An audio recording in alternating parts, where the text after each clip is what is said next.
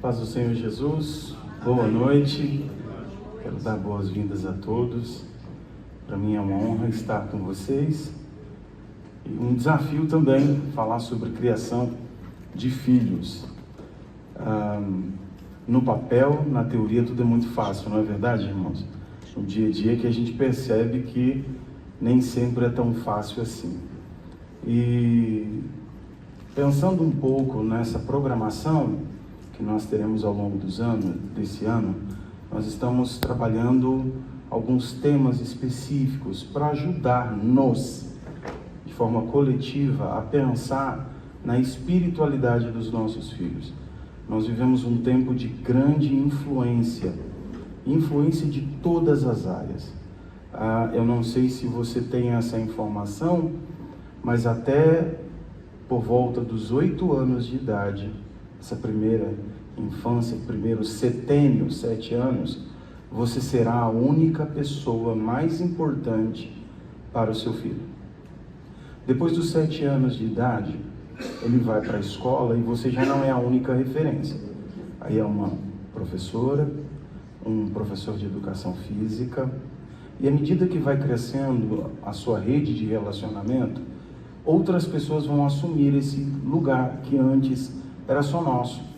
É um colega mais velho e por assim vai. Quando a gente percebe, está namorando, daqui a pouco é o professor da faculdade, um líder no local de trabalho que o inspira e o incentiva mais do que a gente. E quando nós percebemos, ele está casando, você não é mais a primeira opção a ser considerado a um conselho. Daqui a pouco você virou avô e deixou de ser o primeiro, a primeira, para ficar em último lugar. Esse é o ciclo natural da vida.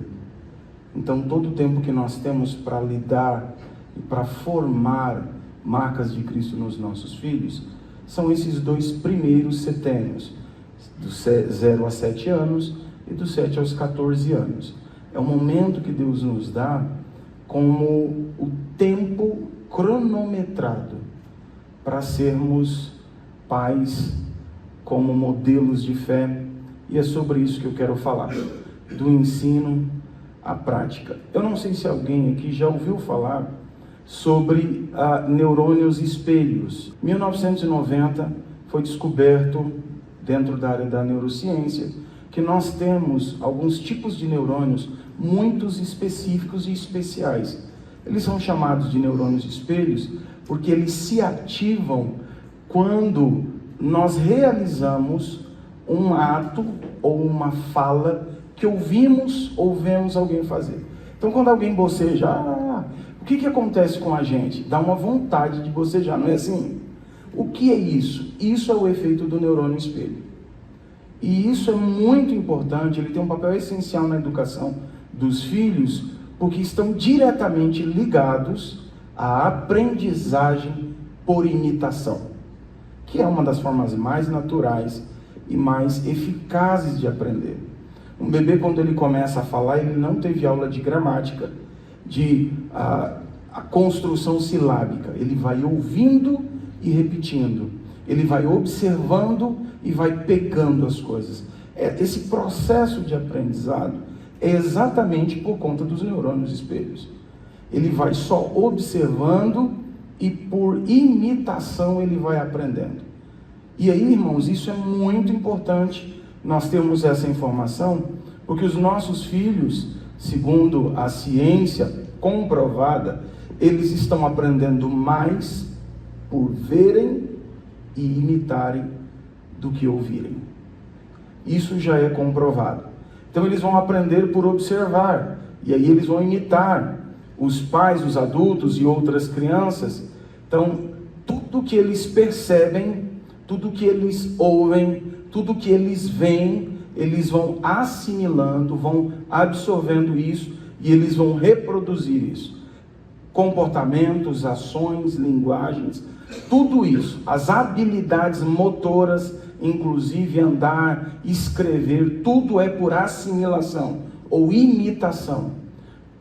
Roberto, qual é a importância? A gente veio aqui para ouvir sobre a palavra de Deus. E a palavra de Deus vai trazer para a gente alguns ensinos e princípios que têm tudo a ver com isso que a ciência está provando e considerando. Os nossos hábitos, os nossos comportamentos e as nossas emoções manifestas também são absorvidas pela criança. Então não é apenas um desenvolvimento de aprendizagem por observação, como o desenvolvimento das emoções da criança e do adolescente tem a ver com o neurônio espelho. Então você está dizendo que se essa criança vive em um ambiente de gritaria, ela vai aprender a gritar em vez de falar baixo? Exato. Se ela vive num ambiente de tensão, sempre muita discussão, sempre um ambiente muito agitado, essa criança pode aprender a reagir com hostilidade. Por quê? Porque ela está em um ambiente que está dando para ela um conteúdo de aprendizado e de emoção sendo desenvolvida. E aí, eu queria chegar à conclusão a partir desses dados científicos, que se você quer ensinar o seu filho, você quer ensinar o seu filho, seu adolescente, então mostre além de falar. Não é o que a gente diz apenas, é o que eles percebem. E se você não parou para observar, vai um dado, mais um dado. A partir dos 12 aos 14 anos, há um desequilíbrio emocional, baixa, tá bom? O senso de prazer, de satisfação, de contentamento. Eles ficam num momento, isso é natural, o próprio Deus faz com que isso aconteça. Baixa os hormônios da tranquilidade, eles vão ficar agitados, inquietos, ansiosos e à procura do que fazer. Você tem um adolescente que está assim? Não consegue mais ficar quietinho? Isso é por quê? Porque Deus fez com que esse período dos 12 até lá os seus 17 anos, ele vá à procura de algo, ele sai da zona de conforto. Ele vai buscar o que lhe satisfaz, o que dá prazer, o que deixa ele bem, o que deixa ele calmo, o que ele gosta e o que ele não gosta. Então, somado à aprendizagem por observação, o desenvolvimento das emoções e esse evento que acontece na adolescência, nós temos aí uma certa dificuldade de entender os adolescentes, de perceber qual é o momento. Tem dia que você acordou, preparou o café, ele está de um jeito. Terminou o café, já é outro adolescente. A oscilação é tamanha, sim ou não? Eu tenho um de 11 anos, nem fez 12 ainda. Irmãos, e tem dia que é pela graça. O que isso tem a ver? A gente precisa mostrar um caminho a ser seguido. Não é só falar mais. E eu queria pedir para você abrir a sua Bíblia em Gênesis, capítulo 22, do verso 1 até o verso 19. Nós vamos ler esse texto. E Gênesis foi escrito por Moisés com o objetivo de deixar registrado os eventos fundamentais, aqueles principais da história do povo de Israel. Ele também tem a intenção de deixar ali a verdade da soberania de Deus, o plano de Deus ao iniciar todas as coisas. O livro de Gênesis é o livro dos inícios, início da criação, início da família, início da árvore genealógica, o início do povo de Deus. Gênesis é o início. E por que é importante? Esse relato específico, no capítulo 22, é o relato de Abraão e Isaac, um texto que você já leu, já conhece, já ouviu pregações, mas ele é importante porque é o momento onde vai dar o início da formação do povo de Deus. É um momento crucial onde vai nascer. O povo de Israel nasce nesse evento. É aqui que nós temos esse ponto de partida. E eu queria, antes de ler com você, pensar que essa família, Abraão, Isaac, essa família é o início da história do grande povo de Deus. É aqui, meus irmãos, que está a semente das futuras gerações. Guarde isso. Início do povo de Deus e a semente das futuras gerações. Guardou? Por que é importante? Vamos lá. Aqui, antes da gente ler, já para você ler com um pouco mais de entendimento. Abraão havia recebido de Deus algumas promessas de que ele seria pai de uma grande multidão de pessoas e que, a partir da sua descendência, seria o canal de bênção para o mundo todo. Isso está registrado no capítulo 12, capítulo 15, no capítulo 17 e aqui também no capítulo 22. Então Deus está repetindo algo que ele se propõe a fazer por meio dessa família. Vamos ler o texto? Diz assim, a minha versão é NVT, nova versão transformadora, um pouquinho diferente, mas eu quero ler com você. Gênesis capítulo 22, verso 1. Depois dessas coisas, Deus pôs Abraão à prova e lhe disse, Abraão, esse lhe respondeu, eis-me aqui. Deus continuou, pegue o seu filho, o seu único filho Isaque, a quem você ama, e vá à terra de Moriá. Ali ofereça-o em holocausto, sobre um dos montes que eu lhe mostrar. Na manhã seguinte, Abraão levantou-se de madrugada e, tendo preparado o seu jumento, levou consigo 2 dos seus servos e Isaque, seu filho. Rachou lenha para o holocausto e foi para o lugar que Deus lhe havia indicado. No terceiro dia, Abraão ergueu os olhos e viu o lugar de longe. Então disse aos servos, esperem aqui com o jumento, eu e o rapaz iremos até lá, e depois de termos adorado, voltaremos para junto de vocês. Abraão pegou a lenha do holocausto e a colocou sobre Isaque, seu filho. Ele, por sua vez, levava nas mãos o fogo e a faca. Assim os dois caminhavam juntos. Isaque rompeu o silêncio e disse a Abraão, seu pai, meu pai.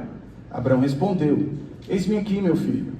Isaque perguntou, eis aqui o fogo e a lenha, mas onde está o cordeiro para o holocausto? Abraão respondeu, Deus proverá para si o cordeiro para o holocausto, meu filho. E os dois seguiam juntos. Chegaram ao lugar que Deus lhe havia indicado. Ali Abraão edificou um altar, arrumou a lenha sobre ele, amarrou Isaque, seu filho, e o deitou no altar, em cima da lenha. E estendendo a mão, pegou a faca para sacrificar seu filho. Mas do céu, o anjo do Senhor o chamou, Abraão, Abraão! Ele respondeu, eis-me aqui. Então lhe disse, não estenda a mão sobre o menino, e não faça nada a ele, pois agora sei que você teme a Deus, porque não me negou o seu filho, o seu único filho. Abraão ergueu os olhos e viu atrás de si um cordeiro preso pelos chifres entre os arbustos. Abraão pegou o carneiro e o ofereceu em holocausto, em lugar de seu filho. Verso 14. E Abraão deu àquele lugar o nome de o Senhor proverá. Daí dizer-se até o dia de hoje, no monte do Senhor se proverá. Então, do céu, pela segunda vez, o anjo do Senhor chamou Abraão e disse, porque você fez isso e não me negou o seu único filho, juro por mim mesmo, diz o Senhor, que certamente o abençoarei e multiplicarei a sua descendência como as estrelas dos céus e como a areia que está na praia do mar. Sua descendência tomará posse das cidades dos seus inimigos. Na sua descendência serão benditas todas as nações da terra, porque você obedeceu a minha voz. Então Abraão voltou para onde estavam os seus servos e juntos foram para Berseba, onde fixou residência. Eu tenho certeza que você já ouviu esse texto. Para a gente ter uma clareza um pouquinho maior do texto, eu queria explicar algumas palavras que são chaves. No verso 1, aparece a palavra provar ou testar. Essa palavra que está aí, ela indica que Deus estava colocando Abraão a uma prova, não para saber o que passava no coração de Abraão, porque nosso Deus é um Deus onisciente, Ele sabe todas as coisas antes mesmo delas acontecerem. O Salmo, inclusive, vai dizer que antes da gente falar uma palavra, Deus já conhece todas elas. Então, por que é que aparece essa palavra testar ou provar? Para revelar e refinar a fé de Abraão. Esse é um teste para manifestar na prática para o próprio Abraão e para refinar fortalecer, apurar a fé de Abraão. Não que Deus não soubesse. Esse teste é para o desenvolvimento do próprio Abraão. Deus pede algo aparentemente contraditório. Como Deus faz uma promessa, os seus filhos serão uma grande descendência, se Deus pede seu único filho. E aqui, meus irmãos, existe um segundo fator que é importante citar nessa palavra. Deus estava exigindo de Abraão aquilo que era mais precioso, não apenas como um filho. Havia um conceito de desonra a um homem que não gerasse filhos, que não tivesse filhos para levar o nome da família adiante. Então Deus está pedindo o filho, o futuro, seria a sua descendência, e a honra de Abraão. São 3 aspectos que Deus está pedindo. Abraão é consciente disso e ele precisa agora passar por esse grande teste, por essa grande prova. A segunda palavra que me chama a atenção ela aparece no verso 1, no verso 7, e aparece de novo lá no final, quando Deus fala com ele, ele diz, eis-me aqui. A palavra aqui é hinene, que literalmente significa prontidão, obediência, disposição. Abraão responde ao chamado divino de forma pronta, obediente e disposto a tudo que Deus disser. E aqui destaca, meus irmãos, uma obediência sem hesitação, sem pensar 2 vezes. E por isso que Abraão é um exemplo de fé que obedece mesmo sem entender. Não está fazendo sentido nenhum. Deus me disse que ia dar um filho, me prometeu um filho. Esse filho vai ser o início de uma grande geração de filhos. É a semente das futuras gerações. Como que Deus me promete um filho, me dá um filho e agora pede um filho? Abraão é chamado pai da fé porque ele obedece mesmo sem entender. E é isso que essa palavra explica. A terceira palavra aparece no verso 2 e é holocausto, que significa subir. Literalmente é subir algo até Deus. Dá a ideia de um sacrifício queimado e que a fumaça, ela não fica entre os homens, ela sobe. Não fica nada para Abraão. Esse termo holocausto está dizendo mais ou menos o seguinte: Abraão, você não terá nada em suas mãos, nada será palpável, você tem que me entregar tudo, você vai perder o controle, você vai perder o sentido de ter um filho. Isso que significa o holocausto? Fala de uma entrega completa, sem reservas. E a última palavra aparece no verso 14, que a gente chama de Jirê, onde dá o nome de Jeová Jirê. Abraão chama o lugar, aquele monte de Jeová Jirê, falando sobre a providência divina.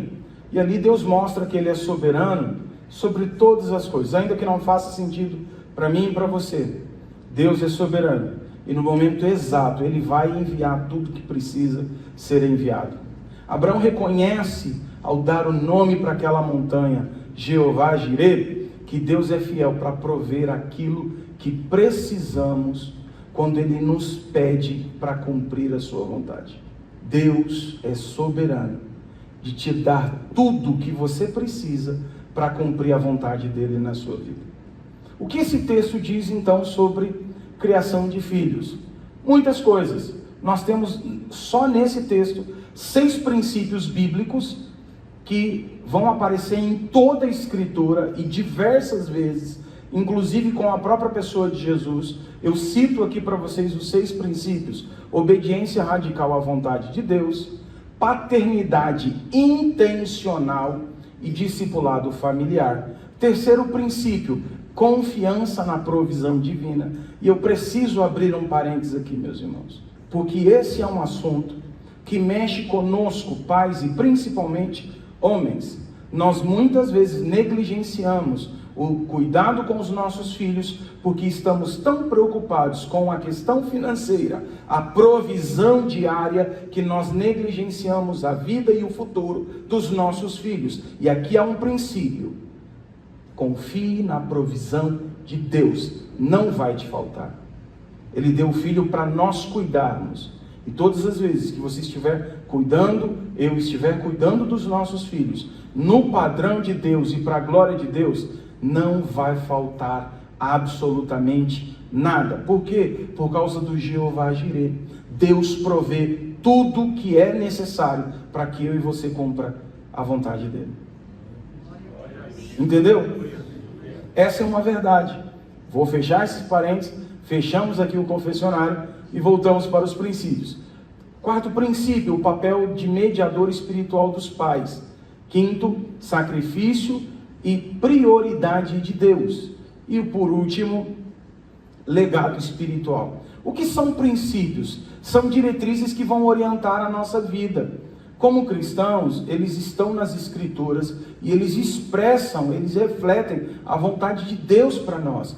Princípio é algo que nós precisamos olhar para as Escrituras, percebê-los e viver a partir deles. São inegociáveis, são mais ou menos como a lei de Deus, do reino de Deus. Se você faz parte do reino, você precisa se submeter a essas leis. Por que os princípios bíblicos eles são importantes? Porque eles ajudam a fazer as escolhas sábias no nosso dia a dia, eles ajudam a evitar o fracasso, eles vão construir em nós pensamentos e desejos dentro dos padrões de Deus. Eles vão ajudar a gente a viver de acordo com o propósito e a missão de Deus para mim e para você. Então, quando falamos sobre criação de filhos, há um padrão de Deus, há um princípio de Deus, há uma forma onde Deus espera que você e eu eduquemos os nossos filhos, e tudo isso no final vai resultar o quê?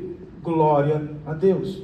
Você lembra que Isaac era o início de uma família, de uma descendência, a semente de gerações? Lembra disso? Quando nós seguimos os princípios de Deus, não é só o seu filho que é abençoado. As futuras gerações conhecerão a Deus, porque nós transmitimos aos nossos filhos, e os nossos filhos transmitirão aos seus filhos, e os filhos deles transmitirão a outros. Era exatamente como o povo de Israel fazia. Chamava-se de tradição oral. Pai falando para os filhos enquanto caminhavam. Esses são alguns dos princípios, não temos tempo para aprofundar, eu queria apenas, de forma breve, trazer aqui algumas lições desse texto, para a gente aprender um pouquinho com esse homem, Abraão, esse desafio que ele tem, como guiar os filhos até Deus, e tudo isso pensando na glória de Deus. Eu não queria fazer isso de forma tão direta, então se você tiver uma dúvida, se você tiver um comentário, por favor, levante a mão, tá bom? Se não for por livre e espontânea vontade, pode ser por livre e espontânea pressão, como apontando o dedo e pedindo para você falar algo, tá bom? Sempre é melhor por livre e espontânea vontade. Alguém aqui? Alguma dúvida? Podemos continuar? Podemos continuar? Sim, então tá bom. Esse material está disponível, acredito que Elisa vai compartilhar em algum momento para vocês. Então, a nossa primeira lição está no verso 3, obediência paterna como exemplo de fé. No verso 3, nós temos Abraão obedecendo imediatamente ao chamado de Deus. Deus fala com Abraão numa manhã qualquer, chama e ele diz: Senhor, estou aqui. E como pai, ele demonstra que a verdadeira fé em Deus exige uma confiança plena e obediência imediata. Mesmo quando o caminho parecia difícil, incompreensível, quando Abraão diz: Senhor, estou aqui, lembra? Prontidão, disposição. O que é que ele está ensinando a seu filho? Obediência não como um discurso, mas algo visto dentro de casa. A grande lição no verso 3 é que os pais são chamados a serem modelos de obediência e fé para os seus filhos. Nós não consideramos que no dia a dia os nossos filhos estão nos observando. A gente vai vivendo e vai se relacionando com os desafios, com os problemas que vão surgindo, com o momento em que nós oramos, e alguns pais até têm vergonha de chorar em oração diante de seus filhos, e eu queria te dar um conselho: deixe eles verem. Deixe eles verem você suplicando ao Senhor.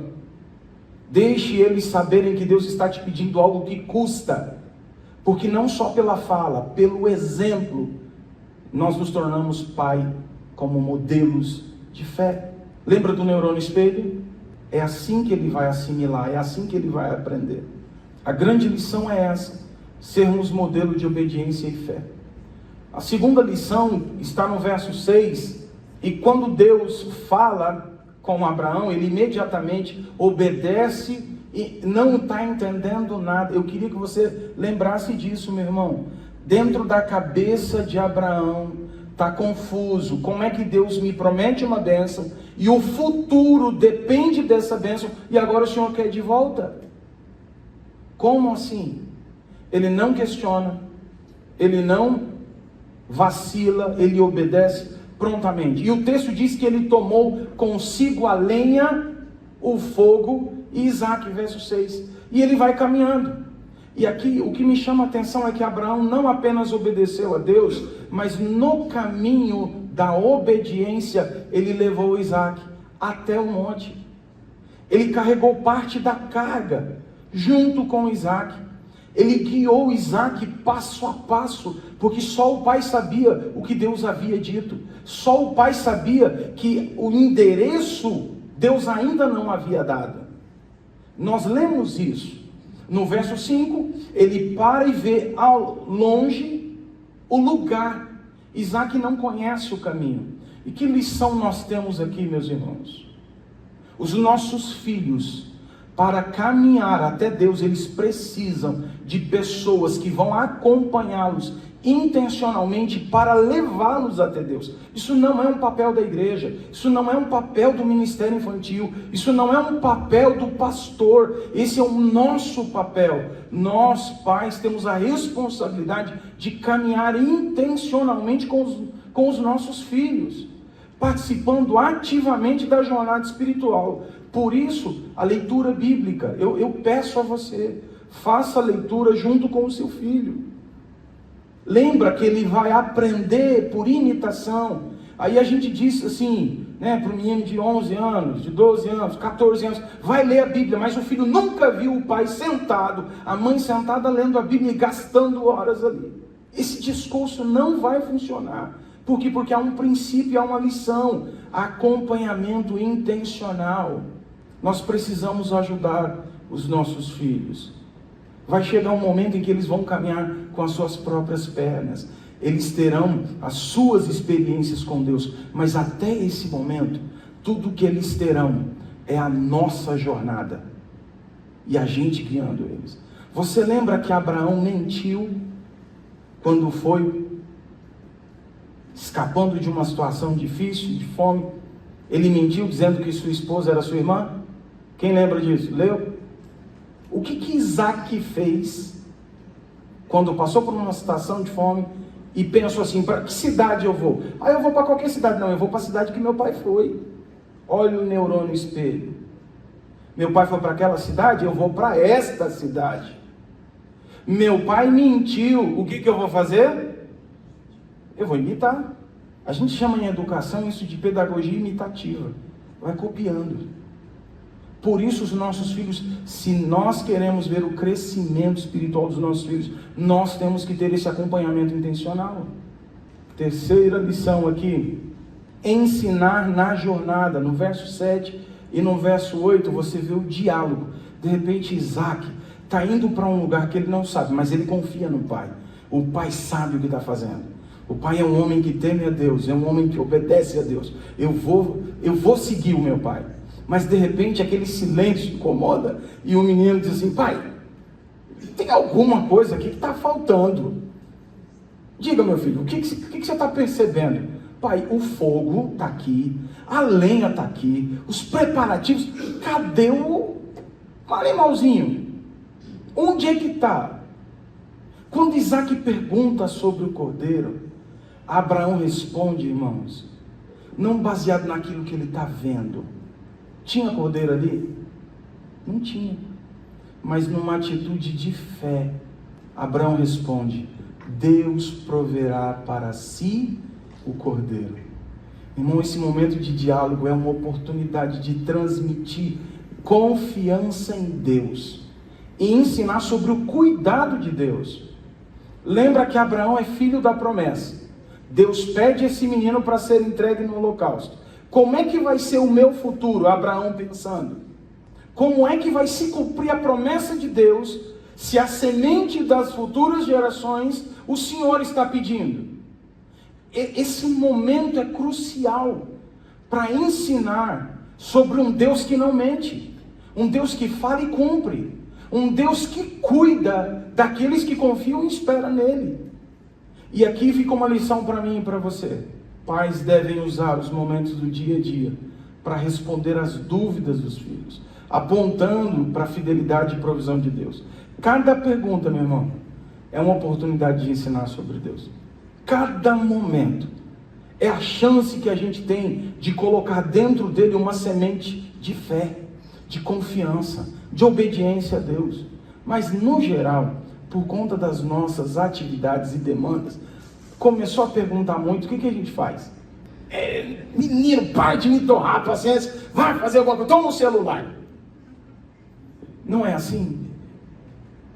Cada momento, na jornada, você está tomando café, se perguntou, se tem uma dúvida, se viu algo, é a hora e a oportunidade, é única, irmão, porque isso vai passar, e se nós não respondermos algo que o leve a Deus, o mundo vai explicar algo que afasta de Deus. Os seus amigos, o próprio Ministério da Educação e da Cultura vai afastá-lo dos padrões de Deus. E a única oportunidade que você e eu temos é nesse instante de ensinar sobre a vida, sobre Deus, sobre fé, sobre a pessoa de Jesus, sobre o cuidado de Deus.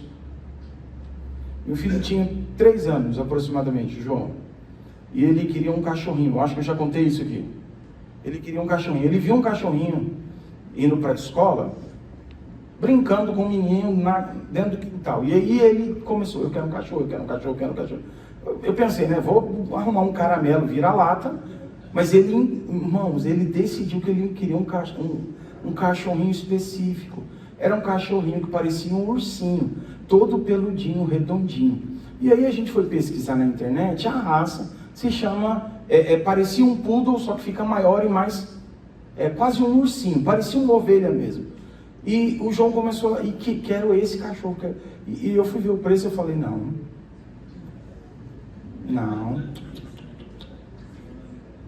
Falei, de jeito nenhum. Depois você pesquisa uma raça chamada Bichon Frise. Falei, não. Só o nome é chique para você ver. E aí, mãe tem um coração mais sensível, vamos colocar assim. Não, vamos orar. E aí encontramos, acho que foi ela que encontrou, não me recordo, um filhote sendo vendido numa cidade longe da gente, chamado Sorocaba, 70 quilômetros para frente, por R$300, se não me engano. Irmãos, assim, era quase o dízimo do valor de um cachorro. E eu falei, não, eu não vou dar esse dinheiro num cachorro, para uma criança de 3 anos, de jeito nenhum. E aí começamos a orar, ensinamos, vamos orar, ensinar na caminhada. E hora daqui, hora daqui, e todo dia, manhã, tarde e noite, irmão. Já estava ficando enjoativa aquela oração. E de repente, perto do final do ano, o João ganhou uma oferta.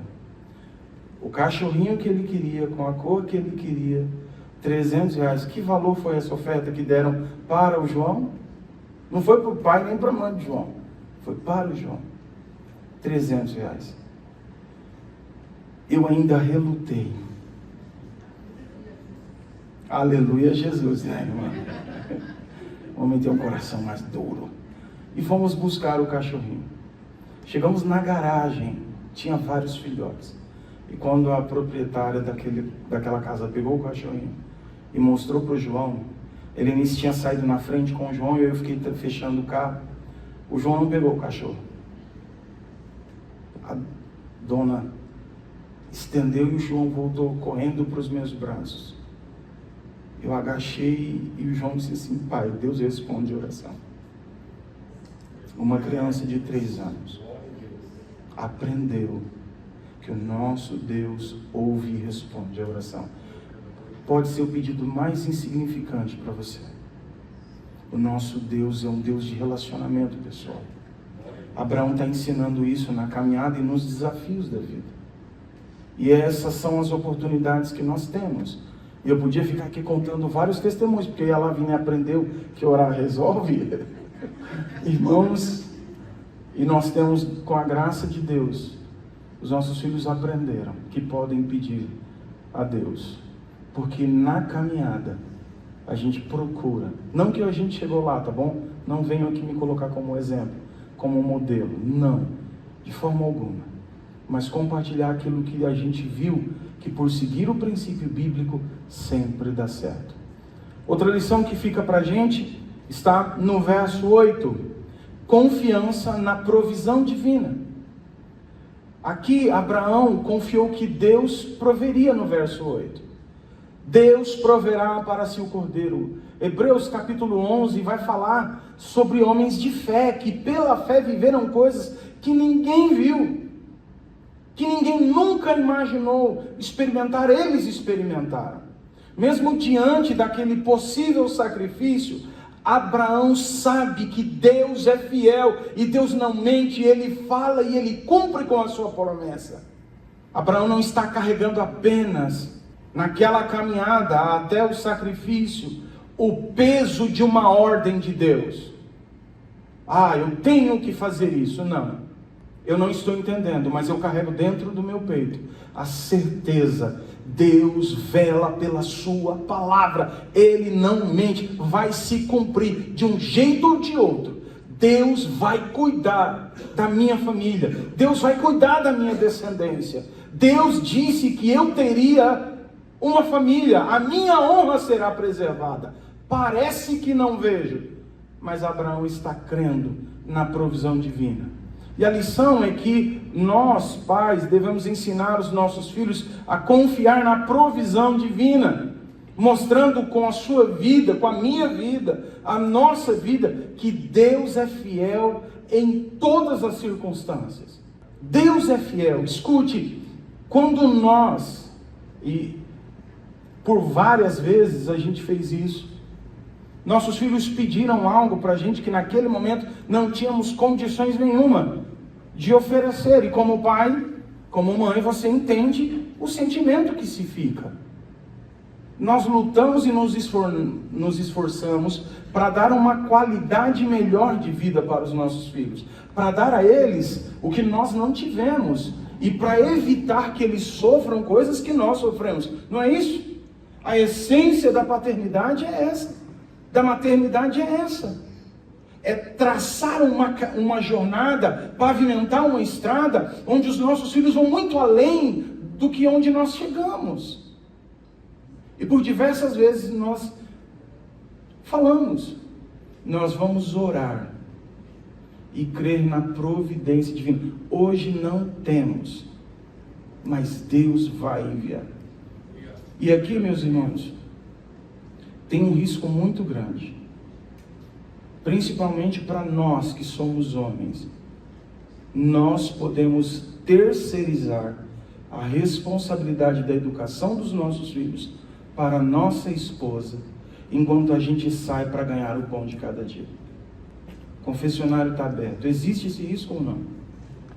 De deixar que as nossas esposas cuidem da educação ordinária dos nossos filhos, comum, mas também com a questão da espiritualidade dos nossos filhos, porque nós estamos preocupados e ocupados em trazer o pão de cada dia. Sim ou não? E quando nós chegamos em casa, o que nós gostaríamos de ter era um ambiente onde a gente pudesse descansar, se alimentar, tomar um banho e dormir. Esse é o risco que a gente corre. Agora deixa eu te lembrar algo. Isso é um princípio bíblico. A educação não é responsabilidade da esposa. Quando Deus cria homem e mulher para juntos desempenharem o papel familiar, que inclui a educação dos filhos. Isso não é um problema das nossas esposas. Isso não é uma responsabilidade da minha mulher. Eu vou trabalhar, você fica em casa, não faz nada, cuida das crianças. Não é bíblico, é pecado e é um péssimo jeito de manter um casamento. Quando Deus criou homem e mulher, deu aos dois a responsabilidade. E esse texto me chama muita atenção, porque é um pai assumindo a responsabilidade pela geração que virá através de seu filho. É um pai se colocando como modelo de sacerdote. Não está terceirizando para a esposa, para o departamento dos adolescentes. É um pai dizendo: eu assumo diante de Deus, eu conto e confio que Deus vai dar o pão de cada dia, mas eu não vou privar o meu filho do modelo que ele precisa. Por isso é muito sério. O único momento em que Jesus diz que não dá para competir entre adorar a Ele é a questão do dinheiro. Não dá para servir a Deus e ao dinheiro. E nós negligenciamos a educação por causa dessa preocupação. E no Antigo Testamento nós tínhamos uma prática do povo de Deus para garantir o seu futuro, para garantir o pão de cada dia. Eles tinham uma prática idolátrica a um deus específico chamado Moloque. Alguém já leu isso? Deixa eu te explicar, você sabe como é que era isso?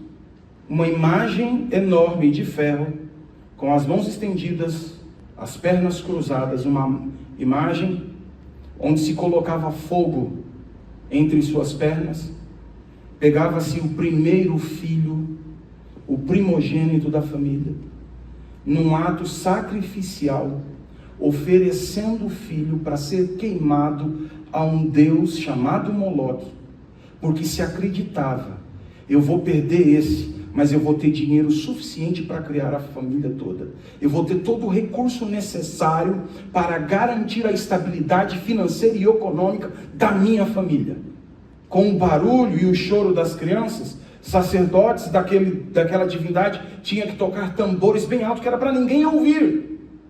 Escute, meus irmãos, quando nós deixamos a educação dos nossos filhos à mercê das telas, das professoras, que não servem, não temem a Deus, e estamos tão preocupados que não acompanhamos o desenvolvimento educacional e espiritual, não é outra coisa senão uma nova forma de adorar a Moloque. E isso é muito sério. E por que corremos esse risco? Porque nós nem sempre confiamos na provisão divina. Nós não acreditamos de fato que a oração do Pai Nosso é verdadeira. Pede o pão de cada dia e Ele vai dar. E por isso é muito sério.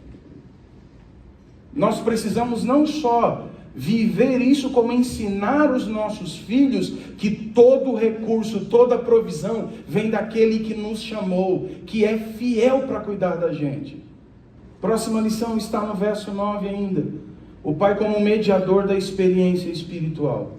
Abraão levou Isaac ao monte de Deus. Ele conduziu o menino a um lugar onde Isaac vivenciaria diretamente. Ele ia experimentar na sua própria vida a fidelidade de Deus, o cuidado de Deus. Abraão foi o mediador, foi a ponte para que Isaac tivesse uma experiência transformadora. Depois daquele momento, Isaac nunca mais foi o mesmo. E o que isso ensina para mim e para você? Que nós, pais, nós temos o papel de conduzir nossos filhos, não é a uma igreja específica, a um culto específico. Isso tudo é muito bom, tudo isso é necessário. E ouvimos aqui as metodologias e por que é tão importante. Mas mais do que isso, mais do que obrigar os seus adolescentes a vir à igreja, você e eu precisamos da graça de Deus, da ajuda do Espírito Santo, da sabedoria do alto para conduzir os nossos filhos a uma experiência com Deus. O que faz os nossos filhos amarem a Deus não é uma reunião de amigos, é quando o coração deles são tocados pelo Espírito Santo, quando a palavra penetra e eles se apaixonam por Jesus, não por amigos. E Abraão é essa pessoa. E quando eu comecei a estudar isso, meus irmãos, eu vou abrir o confessionário, eu entrei em desespero, eu comecei a orar e a chorar. Meu filho não pode ver o manifestar de Deus só na igreja, ele precisa ver em casa. Ele não pode ouvir uma oração fervorosa apenas num culto dos adolas. Quem deve conduzir o filho somos nós, os pais. É nossa responsabilidade, criando oportunidades para que eles encontrem o Senhor pessoalmente. Seja por meio da oração, da leitura da Bíblia, participação de atividades espirituais. Nós tivemos uma experiência muito abençoada. E foi graça de Deus. Eu volto a dizer, é graça de Deus. Nós estamos aprendendo junto com vocês. Nós fomos a uma vigília em uma igreja, com os convidados e fomos. E a primeira vez que nós fomos, os nossos filhos, sabe criança, né? Irmão, é sério. O louvor, uma bênção, a oração, uma bênção. Aí eu olhava para a criança assim, parece que faz questão, eu não sei se o senhor faz isso, faz questão de mostrar que está injuriado. É assim também? Lá? É. Está quieto, aí você olha, que é para mostrar que não está satisfeito. E foi a primeira vez, e foi a segunda. E começou a tomar gosto, e começou a cantar junto, e começou a ficar de pé, e começou a levantar as mãos. E daqui a pouco estão sendo tocados pelo Espírito Santo, estão chorando, estão se rendendo ao Senhor, e estão perguntando, qual é a próxima vigília, Pai? Quando a gente vai de novo? Irmãos, é Deus que precisa nos ajudar a isso. Lembra, o filho Isaac é a semente da futura geração. Para ter um povo que ama a Deus, esse menino tinha que aprender a amar a Deus. Nós vamos passar, se Jesus não vier, nós vamos embora. O Senhor vai nos levar. Que tipo de igreja ficará se depender dos meus filhos, dos seus filhos? Que tipo de evangelho teremos se Jesus nos levar? O que os nossos filhos têm recebido de nós que vai continuar? Essa responsabilidade é Deus quem nos dá. Por isso essa lição mexeu tanto comigo. Agora, se eu nunca experimentei uma vida de oração, de leitura, de experiência com Deus, uma vida de temor ao Senhor, se eu nunca tive um encontro real com Deus, como é que eu posso dizer para o meu filho? Como eu posso explicar para ele o que é ser tocado por Deus e parece que seu coração vai explodir? Como é que eu vou explicar para minha filha por que quando eu leio a Bíblia eu choro, se eu nunca fui quebrantado pelo Espírito Santo, porque eu não leio Bíblia, eu não tenho tempo para isso? Como é que eles vão aprender a adorar se eles nunca me viram rendido diante de Deus, entregue sem reservas, sem preocupação com o Zé, com a Maria que está na esquerda, apenas levanta as mãos e adora o Senhor? Como que eles vão aprender isso? Como que eu posso conduzir a um lugar que eu nunca fui? Por isso é tão sério. E não é uma opção, isso é um princípio. Isso é uma exigência do reino de Deus. E não tem a ver só com o seu filho, com o meu filho, com o departamento de adolescentes. Tem a ver com uma geração que precisa conhecer a Deus. E Deus está contando comigo e com você. Verso 9, preparação para o sacrifício. O que Abraão faz? Ele vai junto. Quando ele chega lá, a Bíblia diz que Abraão edifica o altar. Não é o Isaac, não são os servos. É Abraão que está levantando o altar. Abraão preparou o lugar para o sacrifício. Mostrou que a prioridade não é a minha honra, não é o meu futuro, não é nem a promessa de Deus a mim. Abraão, ao edificar um altar, ele está dizendo, eu preciso cumprir a vontade de Deus, custe o que custar. Mesmo que isso envolva dor, sofrimento, medo. O que isso diz para mim e para você? Que como pais, nós temos a missão de preparar o ambiente espiritual em nossas casas, construindo altares de adoração. É dentro do carro quando você vai levar ele para a escola. É ensiná-lo a orar, a entregar o seu dia a Deus, a pedir livramento, pedir que aprenda, que os professores tenham paciência, que os amigos sejam gente boa na escola. É ensinar os nossos filhos, preparando esse ambiente espiritual em todo e qualquer lugar. onde Deus é o centro. Os nossos filhos precisam aprender a adorar a Deus acima de todas as coisas, tendo pouco, tendo muito, podendo, não podendo, em casa, na igreja, qualquer canto, eles precisam aprender. Mas como o texto diz, é Abraão que edifica esse altar. Somos nós os pais. Uma outra lição que nós vemos ainda no verso 9 é a submissão do filho. Isaac permitiu-se ser colocado no altar. Pensa só, meu irmão, o filho sendo amarrado, o pai pegando ele no colo e colocando em cima do altar. Irmão, se fosse eu, na época que eu era adolescente, eu ia dar trabalho, irmão. Não ia, facinho assim, de jeito nenhum. Mas Isaac, o texto não dá pra gente detalhes, mas o que a gente tem certeza é que Isaac confiava plenamente em seu pai.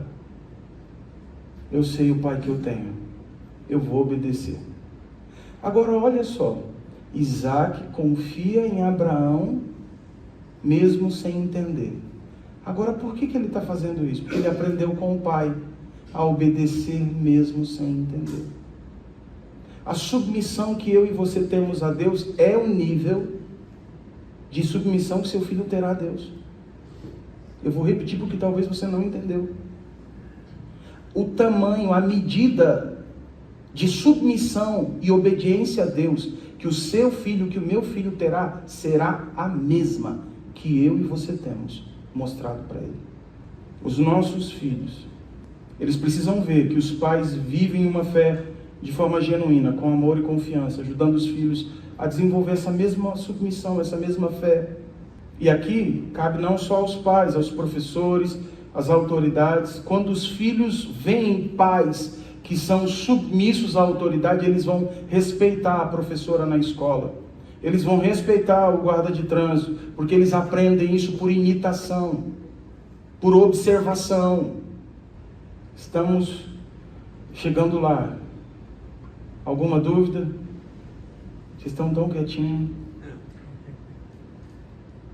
Verso 10, o sacrifício do pai. Abraão estava disposto a entregar o que mais amava. Sua disposição de sacrificar Isaac revela que sua prioridade era Deus. Eu vou obedecer o Senhor acima de tudo. Esse ato ensina que Deus deve ser o centro da vida familiar. E como pais, nós devemos ensinar os nossos filhos a colocar Deus acima de todas as coisas, demonstrando com as nossas próprias vidas que nada é mais importante do que a relação com Deus. Quando a gente começa a deixar Deus em segundo plano, os nossos filhos estão observando, Deus não é prioridade, então eu não preciso colocá-lo como prioridade na minha vida. Quando eu não priorizo Deus, eu estou dizendo ao meu filho que Deus não é tão importante assim, que ele não precisa considerar Deus tão sério. É isso que a gente está dizendo na prática. Verso 16 a 18. Deus repete, ele reafirma a promessa a Abraão. Ele vai dizer a Abraão, por causa disso, por causa de tudo isso que você fez. Ele já tinha falado no capítulo 12, no capítulo 15, no capítulo 17. Agora Deus diz assim, é como se Deus dissesse, agora eu estou selando. O que eu falei para você vai cumprir, não vai demorar. Pode esperar, porque você reagiu de acordo com aquilo que eu esperava. No teste você foi aprovado. E a bênção da obediência se manifesta. Pode ler depois com calma. Verso 16, 17 e 18. O que isso ensina para mim e para você? Que pais que caminham com Deus e guiam seus filhos a eles, preparam um legado espiritual que vai impactar não só os nossos filhos, mas as futuras gerações. Eles serão modelos para outras pessoas. Quando Paulo chama Timóteo, Timóteo é um jovem que aprendeu da sua mãe, que aprendeu da sua avó. E em 2 Timóteo capítulo 2, verso 2, Paulo diz assim para Timóteo, que tinha uma herança espiritual de sua avó, de sua mãe. Ele diz, ensine a homens que sejam capazes de ensinar a homens, que ensinem outros homens. Quando nós fincamos um legado espiritual na nossa família, isso abençoa até a terceira e quarta geração. Irmão, herança, dinheiro vai embora, bens se perdem. Mas quando diante do eterno nós fincamos um legado familiar, você não tem ideia de como isso é poderoso. Você não faz ideia de como isso vai longe. Dinheiro não compra, não paga isso. O que nós aprendemos é que quando eu obedeço a Deus, Deus honra a fidelidade. Deus tem compromisso com quem tem compromisso. E eu preciso orar com você, eu quero orar com você. E depois abrir aí um momento, se tiver ainda algum tempo, para perguntas. Mas é hora de tomar uma decisão. Eu queria orar com você. Eu confesso que eu precisei pedir perdão a Deus. E eu preciso pedir perdão à minha família, aos meus filhos. Porque quem confessa e arrepende encontra perdão. Esse texto é um texto tão significativo para a teologia, porque é o momento em que Isaac aponta para Cristo. Lá no Moriá, o filho foi poupado e o cordeiro foi morto. No Calvário, o filho não foi poupado. No Calvário, o filho foi condenado para que o meu, o seu, o nosso pecado e a nossa negligência e quebra de princípios pudesse ser perdoado. Esse texto é tão poderoso, porque nós vemos lá um pai que está entregando um filho em amor. Na cruz nós temos um pai que entrega seu filho por nos amar. Nesse texto nós vemos um filho que carrega lenha. No Calvário nós temos um filho que leva o madeiro. No Calvário há uma aliança e uma promessa de bênção, bem como lá no Moriá. E é por isso que diante de Deus a gente pode tirar a máscara, a aparência de família Doriana. Sabe a família do comercialzinho Doriana? Domingo de manhã a esposa já acorda toda embelezada, os filhos já acordam tudo arrumadinho, o marido bonitão, e vão para a igreja. Deus sabe que não é essa a verdade, que tem muita coisa que precisa ser ajustada. E o perdão de Deus está pronto para nos acolher hoje, se nós admitirmos: Senhor, eu tenho falhado com o Senhor que me deu a responsabilidade de conduzir o filho no caminho, para que gerações te conheçam, para que o teu povo continue te adorando como Deus único e verdadeiro. Eu tenho falhado com o Senhor, porque o Senhor me deu essa responsabilidade, e um dia eu vou ter que prestar conta ao Senhor sobre eles. Senhor, eu tenho pecado contra os meus filhos, contra a minha esposa, contra o meu marido. Essa noite é a noite da gente decidir, porque quando Deus fala e ajusta a gente, mostra o caminho, Ele também dá para a gente uma segunda chance. É possível recomeçar hoje. E eu queria te convidar, sem nenhuma obrigação, só se você entendeu que em algum momento, em algum desses princípios, dessas lições, você precisa ajustar. Eu queria te convidar a vir aqui à frente. Mas eu vou me expor. Irmão, Deus te conhece estando aqui na frente ou lá atrás. Mas é um ato de decisão. Como Abraão foi para o monte Moriá, eu estou te convidando num ato simbólico. Deus, eu assumo um compromisso de viver para valer com o Senhor. E isso vai ser um exemplo para os meus filhos. E se Jesus não voltar, os meus netos e os filhos dos meus filhos vão ter em quem olhar e se inspirar e dizer: eu quero servir a Deus como Ele. Eu quero te convidar a vir aqui à frente. Se você tem essa coragem, se você tem esse desejo, eu sou o primeiro, eu estou aqui porque eu preciso disso.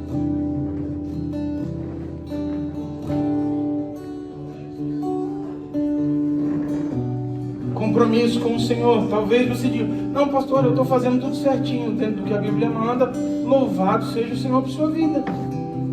E hoje você quer assumir um compromisso não apenas com o seu filho, mas de repente o seu neto, o seu sobrinho, você vai estender essa bênção do Senhor até outras famílias. Não, eu sou da área da educação ou da saúde, não sei, mas eu quero ser sal que tempera, luz que ilumina, eu quero ser árvore que frutifica. E hoje você está assumindo um compromisso com Deus, não é comigo, não é com a igreja, não é com o ministério infantil, é com Deus, com as futuras gerações. Senhor, passe o que tiver que passar. Se depender de mim, a igreja de Cristo será santa, pura. Se depender de mim, a igreja de Jesus Cristo vai andar no poder do Espírito, porque eu vou buscar o Senhor. Se depender de mim, Senhor, será uma igreja poderosa que marca contra as trevas. No que depender de mim, Deus, pode contar comigo.